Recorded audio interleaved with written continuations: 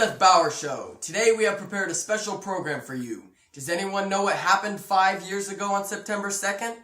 On this day, Japan had surrendered after the U.S. dropped 2 atomic bombs during World War II. First up, we have prepared a short video for you outlining the events that eventually led to the atomic bombings. Take a look. It had started with the Epiphany, the one that would change lives forever. We had been experimenting for years on foreign items, trying to find their purposes. Then one day,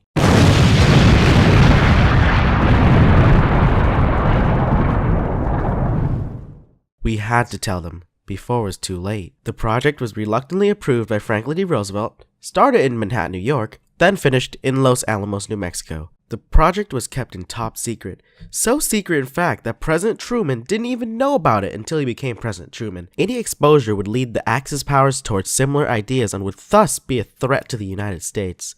Japan, in fact, did have similar ideas.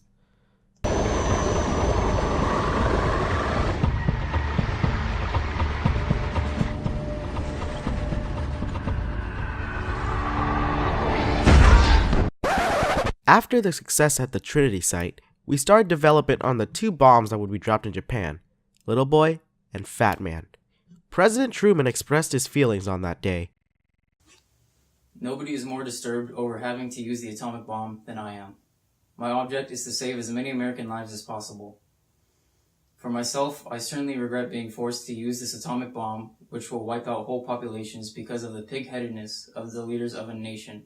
And for your information, I was not going to do it until it became absolutely necessary. I know that Japan is a terribly cruel and uncivilized nation in warfare, but I can't bring myself to believe that, because they are beasts, we should ourselves act in the same manner. The effects of the bombs were tragic. These effects proved to be long-lasting, as many people who live in Hiroshima are still suffering from radiation caused by the blast. The atomic explosion achieved its results at Hiroshima by the release of energy in 3 forms: blast, heat, and radiation. Now wasn't that an excellent documentary?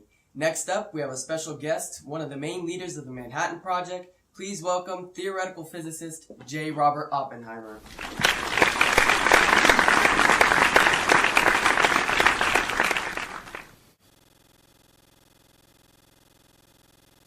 Now first off, I just want to thank you for coming on the show. Thank you for having me. Now most of us have no idea what the Manhattan Project was. Care to shed a little light on it? Sure. The Manhattan Project started in 1939, and it was led by the United States General Leslie Groves. The Manhattan Project had many sites, but I was the lead chief officer in Los Alamos. That is very interesting. I didn't know that the Manhattan Project was split up into different areas. What was the purpose of this project?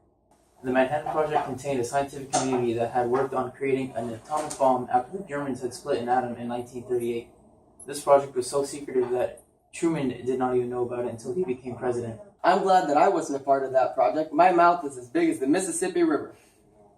In all seriousness, though, were there any big names in this project? And when was your first test? Well, some of the other leaders involved were Albert Einstein and Enrico Fermi. In fact, it was Einstein and Szilard that convinced FDR to allow our scientists to start working on the project. Our first test was near the Trinity site in New Mexico, and in our first test, the explosion was so powerful that the mushroom cloud reached 40,000 feet and turned the surrounding sand into glass. That is very interesting, but unfortunately this is all the time we have left. We all appreciate the work that you and the others have done. Thank you for your time, Mr. Oppenheimer. Oh, thank you. Up next, we have yet another special guest, a man with a brilliant mind and a dear friend of mine, Albert Einstein. He has agreed to share his thoughts on the atomic bombs and provide insight on the makings of the atomic bombs. But first, let's go on a commercial break.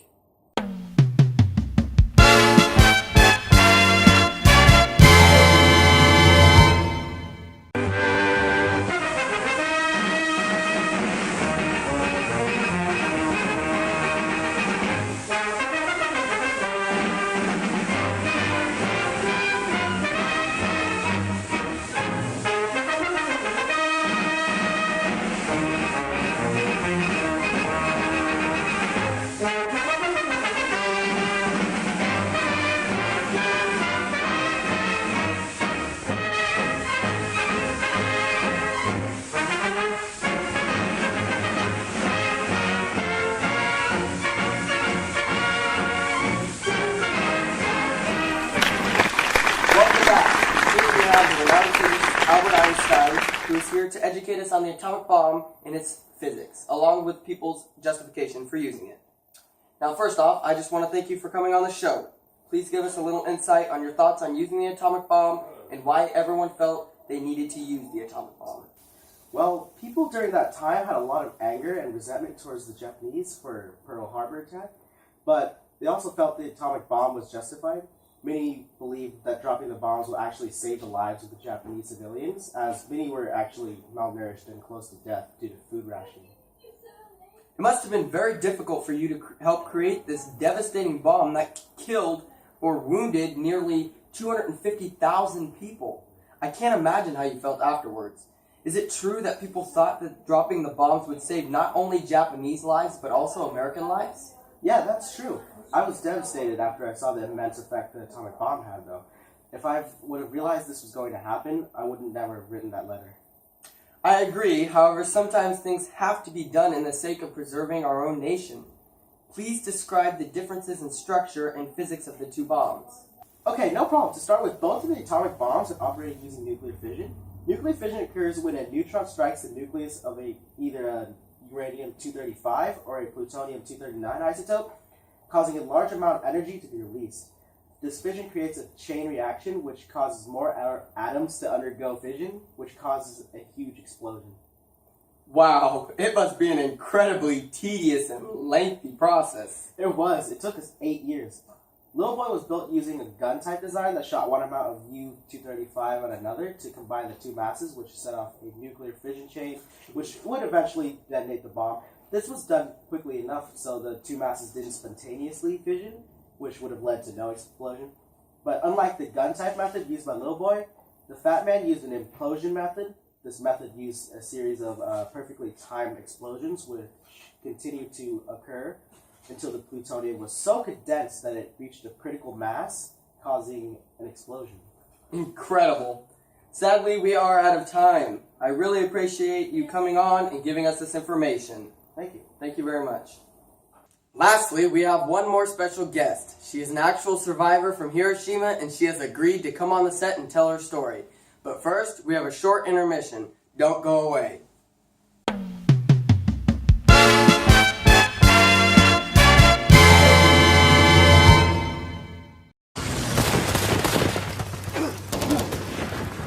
Oh, hey, buddy!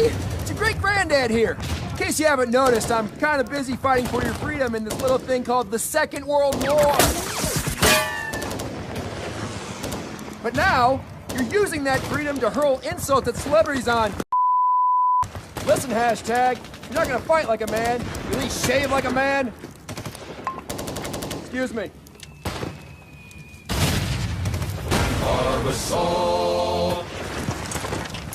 Stop LOLing everything. Now for our final guest on tonight's show, we have a survivor of the Hiroshima atomic bomb with us. She has decided to tell her story regarding her experiences during the bombing. Please welcome Miss Aiko Miyamoto. Arigato. Thank you for coming on the show. Can you tell us about your experiences and what happened on that day? Yes, it was 8 in the morning. I had just left my house and was on my way to work. I had dismissed the B-29 bombers that routinely flew overhead, as they always headed for Tokyo. But I knew something was wrong when I saw them heading towards Hiroshima. It was 8:15 when I saw the bomb drop behind Mount Fuji. I saw a bright flash, and then everything went black. I was blown back several feet and had lost consciousness. When I woke up, I saw an enormous mushroom cloud and the lifeless bodies of those who I'd grown up with. Wow, that's terrible. No one should have to go through something like that. Yes, it was the worst day of my life. My clothes were shredded and it felt as if my entire body was on fire. Everything had turned to rubble, and the screams of those stuck under the scattered debris still rings in my ear. Were there any other survivors? What happened to them? I had seen many survivors. They had immediately suffered from nausea, bleeding, hair loss, and over time developed flash burns, cataracts, leukemia, and malignant tumors. What about those who didn't survive?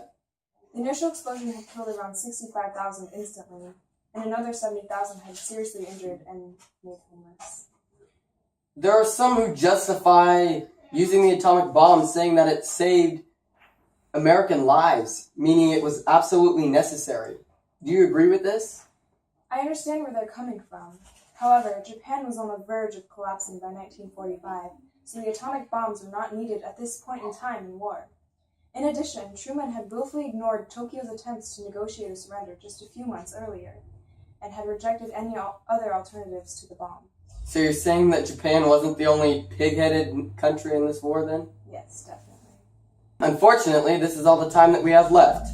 But I would like to personally thank you for coming on the show and sharing your story. We wish you the best. Thank you for having me. Before I end the show, I would like to propose a thought-provoking question. What would America be like today if the Japanese or the Germans had created the atomic bomb first? I would like to thank all of you for watching the show. I hope you enjoyed this special edition of the Seth Bauer Show. See you next time.